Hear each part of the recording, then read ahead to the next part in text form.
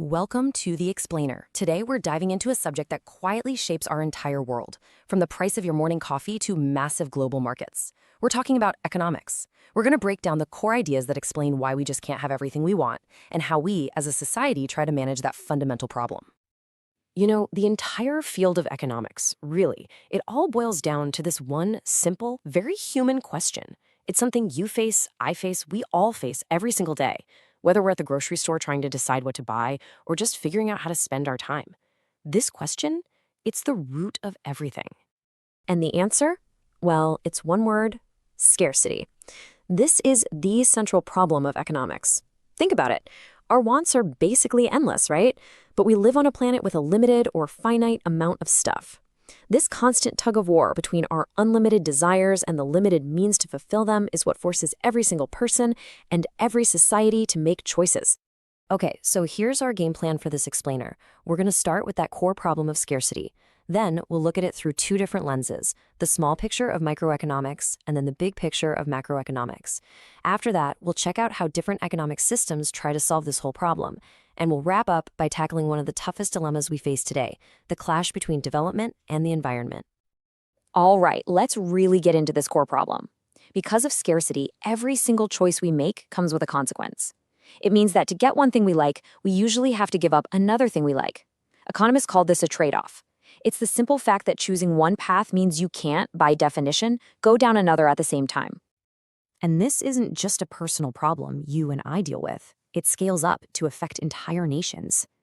Every single society on Earth, no matter how big or small, has to answer three fundamental questions. First, what are we going to make? Should we build more consumer goods or focus on military services? Second, how are we going to make it? Are we using advanced robotics or relying on human labor? And third, who gets the stuff we make?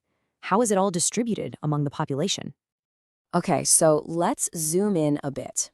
Let's shift from those huge society-wide questions and look at how all this plays out on a much smaller scale: the economic decisions that you, me, and the businesses around us are making every single day. And this is the world of microeconomics. If the whole economy is a giant forest, microeconomics is the study of the individual trees. It's all about how you decide what to buy, how a local business sets its prices, or how a single company figures out how many people it needs to hire. This is economics at the ground level. So microeconomics is what helps us make sense of the stuff we see every day. It tackles questions like, why does a gallon of gas cost what it does? How do we, as consumers, decide how to spend our limited budgets? What's the secret sauce that makes one local business a success while another fails? It's all about how supply and demand meet and find that sweet spot, that balance in the marketplace. All right, so if that's the small picture, let's pull back and look at the big one. If microeconomics is all about the individual trees, macroeconomics is about the health and condition of the entire forest. It's the study of the economy as a whole. Yeah, this lays it out perfectly. Macroeconomics couldn't care less about the price of one cup of coffee. It's concerned with inflation, the rising price of everything across the whole country. It doesn't look at one person's job hunt, it looks at the national unemployment rate. It is quite literally the bird's eye view. And modern macroeconomics was really born out of a massive crisis. During the Great Depression, the old economic theories just couldn't explain what was happening. In the US, the unemployment rate exploded from just 3% to a staggering 25%. It was chaos, and it took thinkers like John Maynard Keynes to come along and propose new ideas, arguing that governments had to step in and play an active role to manage these huge economic downturns. So you can think of these as the main dials or levers that governments and central banks are always trying to adjust for the whole country. Their goal is to keep prices stable by controlling inflation, to make sure as many people as possible have jobs, to encourage the economy to grow consistently year after year, and just generally to keep things on an even keel. So we've established that every society has to answer those three core questions, right?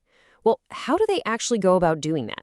This leads us to the whole idea of different economic systems, which are really just different frameworks for deciding who gets to make the big choices. We often hear these clean distinctions between capitalist and centrally planned economies. But the truth is, almost every country on Earth today is what we'd call a mixed economy. It's all a spectrum. From the USA to China to India, they all combine market forces with government decisions. The real debate isn't if the government gets involved, but how much. Okay, now take a look at this. This is fascinating because it shows how averages can sometimes hide the real story.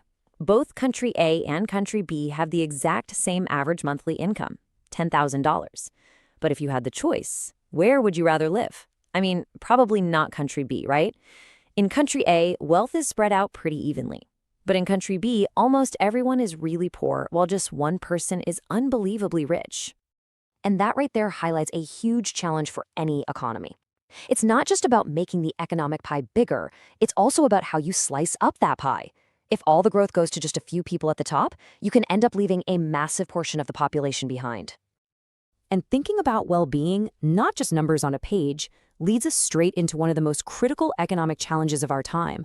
How in the world do we balance our desire for progress and development with the urgent need to protect our planet? Wow. A number like this really makes you stop and think, doesn't it? At the rate we're going, the world's known oil reserves could be tapped out in about 50 years. Our rapid global growth has put an incredible amount of pressure on our planet's limited resources, from oil and gas to clean water. And that leads to this quote from Lester Brown, which I think frames the whole issue perfectly. It completely changes how we should think about our economic choices. We aren't just making decisions for ourselves, for right now. We're making decisions that will literally determine the kind of world our children and grandchildren will inherit. And if you want to see what that trade-off looks like in the real world, well, here it is. Clearing a forest might create some jobs and provide resources for today, but it comes at a huge cost: the loss of biodiversity, damage to the climate, and the long-term health of the entire planet. This is the dilemma of sustainability in a single powerful image. And that leaves us with this final, massive question. Is the pursuit of economic growth fundamentally a zero-sum game against the environment? Is it one or the other, or can we find a way? Can we innovate our way to a future where we create prosperity not by taking from the planet, but in a way that actually helps it heal? That is the challenge ahead.